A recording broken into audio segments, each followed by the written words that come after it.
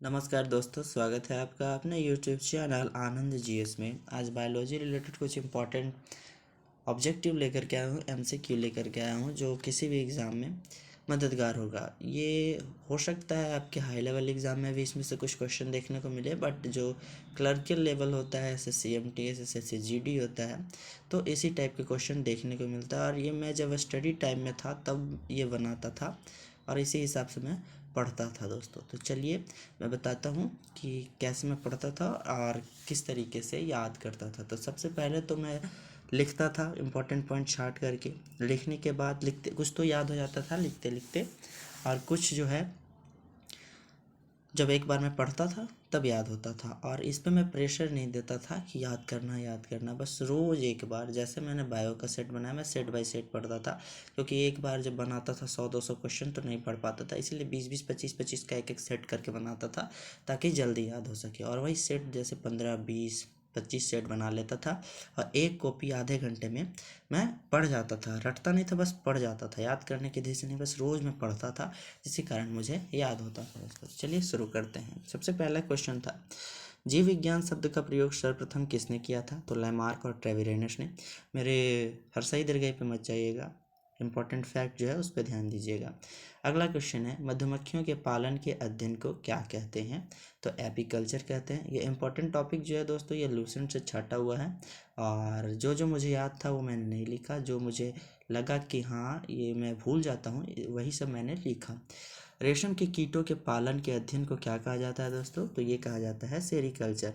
अगला क्वेश्चन है question number 4, कवकों के अध्ययन को क्या कहते हैं?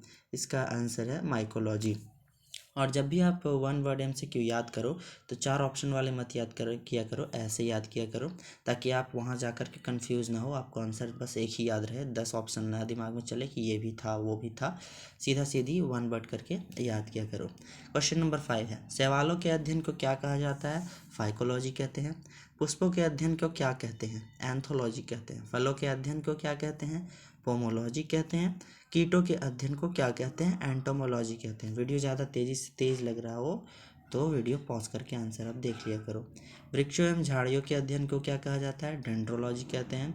फूलों की खेती को क्या कहते हैं? फ्लोरिकल्चर कहते हैं।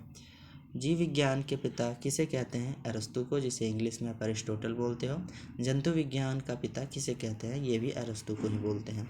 अरस्तु ने सभी जीवों को कितने भागों में बांटा? 2 भागों में बांटा, पादप जगत और जंतु जगत में।